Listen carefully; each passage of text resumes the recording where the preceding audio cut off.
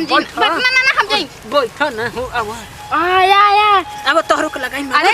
धर अपन लफड़ा के संभाल पिक करबा ए खुशबू के बात कही भिखारी के का प्यार करे दी रे का ना आवत रहे होनी कौन तो लंगी मार देल है देख तूने सुन चपटा में के लंगी मारी हे नहीं अब हां जदा पिक केनियो लगाई ही के बारू कम लगा ली कम अरे ना बात रे तो पागल सट या गुल बेटे होली में लगावे दे लगा अपने थक जी थाकी हम थाकी ना हम बहुत लगावे नहीं देख ले पिकेटर तूने जब जानते नहीं तुझे कोई लगाई ये मजा ये ओने लगा देला ओने केने लगा देला करला भरा के बगला रे अभी तू जानते नहीं को अभी मोटा लगा के ओही भाई हो गइल ना ओ ये दो ई का कर मुझे हो ला भरना हाथ बौरा देखा जंदा अभी लगाई हो केने ए राम जी ना ना हम जाई बैठ ना हो अब आया अब तोहरो के लगाई अरे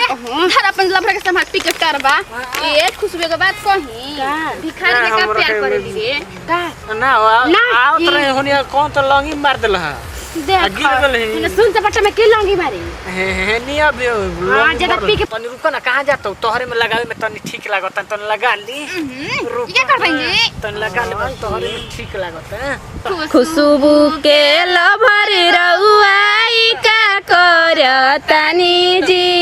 खुशबू के लभरी रउआई का करतानी जी रंगे वाला जगह पे हाथे मलतानी जी रंगे वाला जगह पे हाथे मलतानी जी तो लगा ली तोहरो में भी भचाक देनी हो जाइबू देखो चमके लगबू जा जाइबू अभी जाइबू तब हम जाता नहीं ना रुको ना ना हम जाता नहीं जाता सुना तका ने हेलो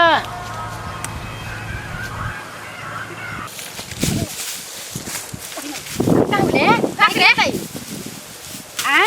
सच्ची गान में निकल बजी जे तुम रंग मरचाई लागी अब का करबू गोली नुआ के बौड़ा ये गई हंस हंस के लाल कर देलन अब ज्यादा चला लगा ले लगा लुका अपन टोकी हम लेके चलता चल लुका अपन टोकी ले जा चल ये रोड के चोरी पे कुछ देख ले तो भाई खेत में टकरा ले ये सब पतिन जल्दी चल चल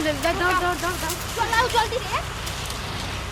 नमस्कार प्रणाम हम शशिराज नमस्कार प्रणाम हमारे नीलू मौर्य जी नमस्कार प्रणाम है खुशबू सिंह देखनी है जौन के वीडियो अभी बनैनी हजार रंग पानी खेल के अगर वीडियो अच्छा लगी तो दिल से लाइक करम शेयर करम कमेंट करम यही के साथ लेते हैं विदाई अगला वीडियो में फिर से मिलल जाए पूरा PS10 comedy course happy Holi.